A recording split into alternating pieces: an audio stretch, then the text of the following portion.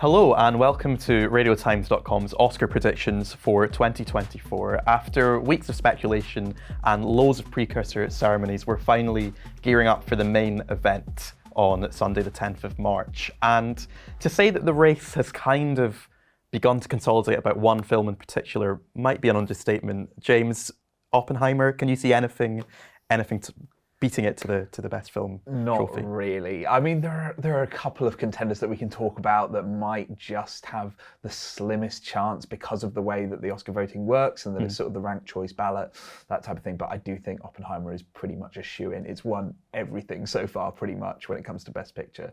The Holdovers, I suppose, could be a potential contender. It's quite sort of melancholic, but it's also heartwarming. The Oscars love that sort of thing.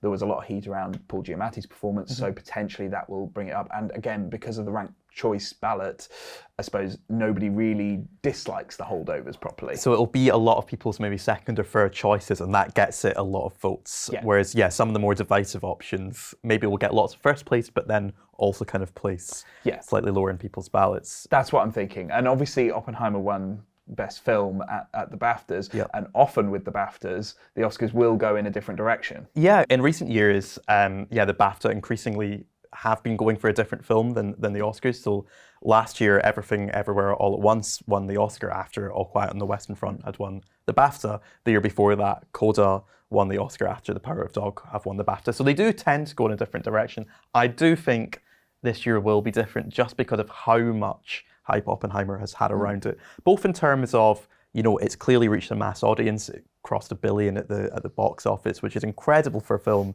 of this type. I think there's also a feeling that, Christopher Nolan, a beloved director who's not had an Oscar before, and I think, all these kind of factors are kind of coalescing to make the favourite. And I think maybe that's kind of led some people down the path of thinking this is a bit too predictable, a bit too much of a kind of traditional Oscar winner. It's a, as I say, beloved director. It's a subject matter which maybe traditionally Oscar voters would go for. But I actually think this is so far away from being what you might call an Oscar bait film in terms of how it's made, in terms of the kind of the scale of it, and just certain decisions that Nolan has made. Is that something you would kind of go along with? Yeah, absolutely. And also just look at the release schedule for it. The fact that it was released in the summer, it was clearly intended as a big Nolan sort of tentpole film, not in, sort of the winter months leading up to Oscar voting time.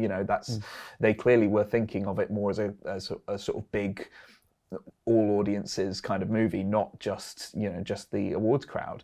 I think the structure of it is completely different to so many sort of these very more traditional biopics which tend to sort of make their way through. I would say it's very different. And it's also, there's no kind of like sentimentality. It's quite a bleak film, which and I think that kind of speaks to as well to there's maybe kind of been an expectation in recent years that audience members maybe won't go in for that kind of thing. And I think this has obviously proved differently. So I think getting the Oscar as a kind of crowning jewel is just such a kind of fitting story for the way that film has been received. And another reason I think it's pretty much a lock at this point is because Christopher Nolan, I think, is pretty much a lock for the director award. I suppose there's a couple of other potential contenders, but he seems like a lock. And again, when you've got a lock in the director category, often, not always, but often it does lead to the Best Picture win. Yeah, I would say, in generally, I think as much as Oppenheimer has kind of emerged as the front runner, I think the field in general this year is really strong. I think my personal favourites are Poor Things and Killers of the Flower Moon, two extremely different films, but which I think, again, are both kind of fit into this category of,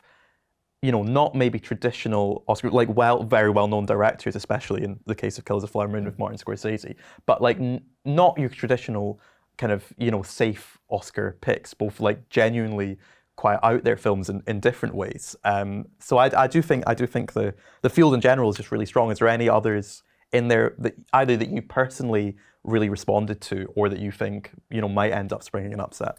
Yeah, in terms of personal response, I did really enjoy Anatomy of a Fall. I thought that was really strong. The Holdovers, as I've said, I thought was brilliant. But in terms of one which I suppose could also break through the same way as sort of I think the Holdovers, kind of I suppose in a different way, is The Zone of Interest. Very, very different movie, but it does seem to have picked up a bit more heat in the past few weeks. It's picked up some more awards than people thought. I mean, picking up both the film not in the English language and the outstanding British film Yeah. at the BAFTAs. You know, I don't think many people expected it to get that double win.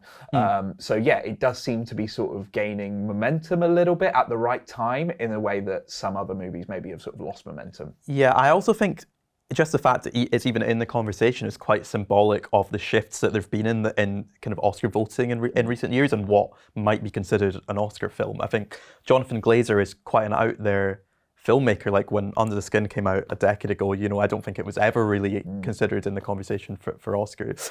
So yeah, I think like that's just a really promising thing, that the fact that films like this, and you know, a film again extremely bleak, but just very well made and not traditional in any sense of the word, to have that in the conversation is really exciting, and yeah, kind of speaks well to the state of cinema at the moment. Yeah, definitely. So what do you think might win the Oscar? Do you think Oppenheimer is, you know, on the way to glory? Leave your thoughts in the comments below, what you think should win and what you think will win.